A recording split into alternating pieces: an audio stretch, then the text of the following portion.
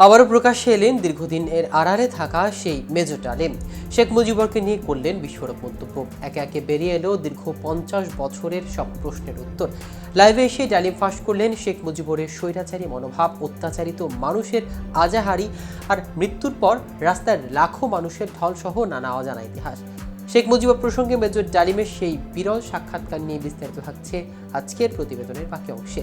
KTV news 24 channel থেকে আপনাদের সাথে আছে আমি মাহমুদুর রহমান সিলাম। মূলত সাংবাদিক ইলিয়াস হোসেনের ইউটিউব চ্যানেলের লাইভে আসেন মেজর ডালিম। রবিবার বিশেষ লাইভে যুক্ত আছেন বীর মুক্তিযোদ্ধা মেজর ডালিম শিরোনামের এই লাইভে যুক্ত হন প্রাক্তন এই সামরিক কর্মকর্তা। টকশো শুরুতে মেজর ডালিম বলেন, দেশবাসীকে বিশেষ করে নতুন প্রজন্মের ছাত্র জনতাকে যারা আংশিক বিজয় অর্জন করেছেন তাদের লাল শুভেচ্ছা জানাই। বিপ্লব একটি সমাজ, যে কোনো রাষ্ট্রের একটি চলমান প্রক্রিয়া। সেই অর্থে তাদের বিজয় এখনো পুরোপুরি অর্জিত হয়নি, তার জন্য আরও সময় প্রয়োজন। শেখ মুজিবুরকে নিয়ে মেজর ডালিম বলেন, মুজিব মারা যায়নি, একটি সেনা অভ্যুত্থানে নিহত হয়েছে।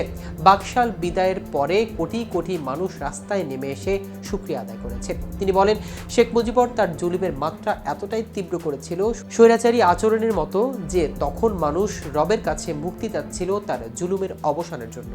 মেজর ডালিম আরও বলেন, তথাকথিত নেতারা যখন ভারতে পালিয়ে গেল, ছিল না যখন কোনো নেতৃত্ব দেওয়ার মতো কেউ, সমঝোতা নিয়ে সবাই ব্যস্ত। পাকিস্তান বাহিনী যখন বাঙালির উপর হামলে পড়ে, তখন মেজর জিয়ার স্বাধীনতার ঘোষণা আসে। আমি তখন পাকিস্তানের আর্মিতে।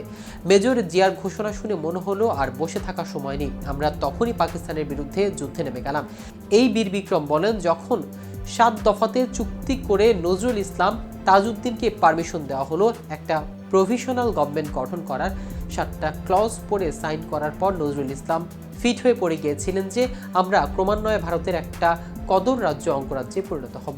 24-এর গণ অভ্যুত্থানের নেপথ্যে নায়ক ছাত্র জনতাকে পরামর্শ দিয়ে তিনি বলেন, সম্প্রসারণবাদী হিন্দুত্ববাদী ভারত যার কবজায় আমরা প্রায় চলে গিয়েছি, সে অবস্থান থেকে সে 71-এর মতো আরেকটা স্বাধীনতা অর্জন করতে হবে। তা না হলে বিপ্লব ব্যর্থতায় পর্যবসিত হবে। জাতীয় সঙ্গীত ইস্যুতে ডালিম বলেন, বাংলাদেশের জাতীয় সঙ্গীত রবীন্দ্রনাথ ঠাকুরের না হয়ে কাজী নজরুল ইসলাম বা অন্যান্য স্বনামধন্য দেশীয় কবিদের গান হতে পারত।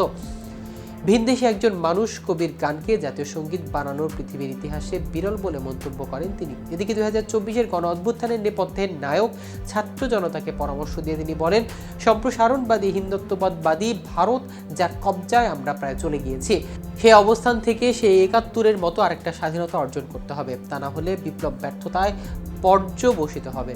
75-এর 15 আগস্ট ঠিক কি হয়েছিল জানতে চাইলে মেজর ডালিম বলেন, খুবই স্পর্শকাতর প্রশ্ন। নিজের ঢোল নিজে বাজানো যায় না। প্রথম কথা, 15 আগস্ট কোনো বিচ্ছিন্ন ঘটনা না, এটা সূত্রপাত হয় মুক্তিযুদ্ধ চলাকালীন অবস্থায়। আমরা বুঝতে পেরেছিলাম বাংলাদেশের মুক্তিযুদ্ধটা কাদের ইন্টারেস্টে হচ্ছে।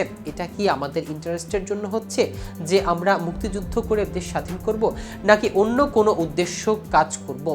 এই বীর বিক্রম বলেন, যখন 7 দফায় চুক্তি করে নজরুল ইসলাম তাজউদ্দিনকে পারমিশন দেওয়া হলো একটা প্রভিশনাল গভর্নমেন্ট গঠন করার, 7টা ক্লজ পড়ে সাইন করার পর নজরুল ইসলাম ফিট হয়ে পড়ে গিয়েছিল আর আমরা ক্রমান্বয়ে ভারতের একটা অঙ্গরাজ্যে পরিণত হব। উল্লেখ্য, 75-এর 15 আগস্ট বাংলাদেশের তৎকালীন রাষ্ট্রপতি শেখ মুজিবুর রহমানকে সপরিবারে হত্যার সাথে মেজর ডালিম জড়িত ছিলেন। দর্শক, আজ এ পর্যন্তই। সারা দেশের নিত্য নতুন সকল আপডেট পেতে কেটিভি নিউজ 24-এর সাথে থাকুন। ধন্যবাদ।